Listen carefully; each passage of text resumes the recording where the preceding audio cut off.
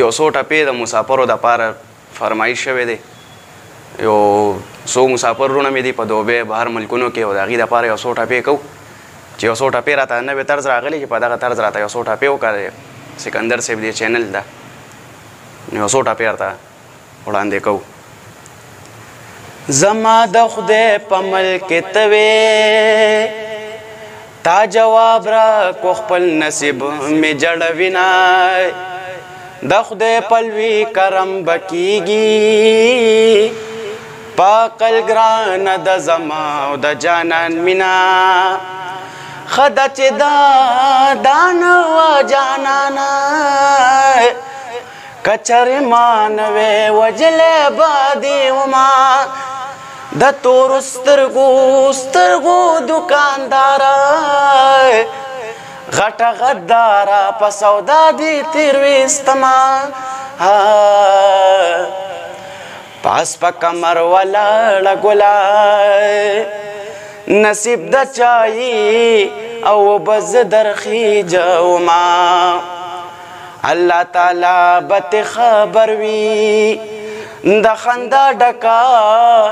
او خوله به چرته ناسته وینه لکه بڼه به په هوا وي څوک چې د سپکو په ټولګي ناست دی کوینه مې په خپله یار له ورکړله بیا مې نارې که چې مې یار لیونی شونه چا چې قرآن لوستلی نه وي کوپر ته وځي او چې قربان کوینه یاری د غټو خلکو کار دی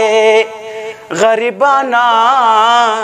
او د ته وینځي لاسونه کسل کارونه مې ورانیږي مازیګری به یار ته نه قضا کومه که راکوي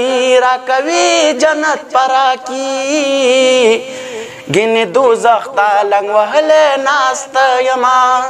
هو جنت په ولې خدای رانکي د زنې سره اشنا ته خوله کې ورکومه جنت د هغو خلکو ځای دی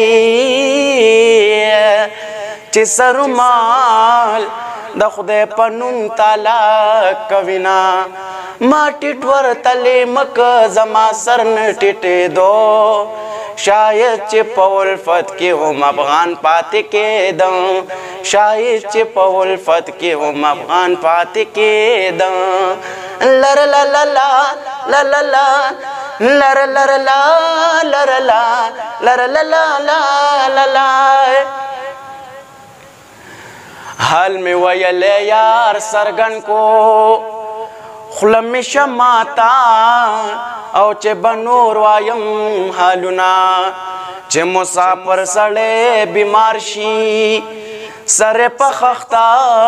او باندې فروت پریاد کوینه د مسافرو ملشي خدایا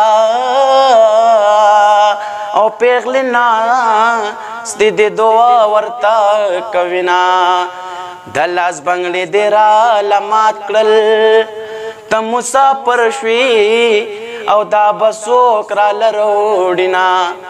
بنجاری زارانج دی واخلا یار مسافر شو سترګې چاته توري کمای آخري وخت لاړه د جنکو نه لخ ګډا کوینا هو